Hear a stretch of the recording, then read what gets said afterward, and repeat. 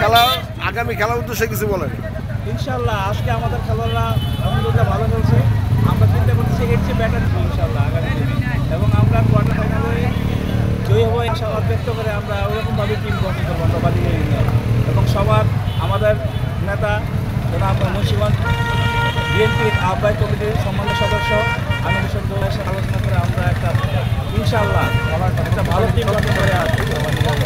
ধন্যবাদ। আমি এবার বলবো রনি ভাই, আজকে যে এত সুন্দর খেলা হলো, আজকে 3-1 গোলে জিতলেন। আমার মনে হয় ভাগ্যটা দুর্ভাগ্য, নাহলে অন্তত 5-1 জিততে পারতেন আপনারা, কিন্তু আগামী আপনার চিন্তা আপনারা কি? ইনশাল্লাহ আমরা আজকে যে জয় দেখছেন, যে প্লেয়ার আমরা যেহেতু কোয়ার্টারে ইনশাল্লাহ আরও বেশি স্ট্রং, আরও বেশি ভালো প্লেয়ার নিয়ে আসবো ইনশাল্লাহ, এবং জয়ী চ্যাম্পিয়ন হওয়ার আশা রাখি ইনশাল্লাহ। ধন্যবাদ বালিয়া ইউনিয়ন একাদশকে। আমরা আরও যারা দর্শক আছে তাদের বলবো যে আগামীতে আপনাদের চিন্তা আপনারা কি? ইনশাল্লাহ আলহামদুলিল্লাহ আজকে বালিগাঁও 3-0 গোলে জয়লাভ করছে।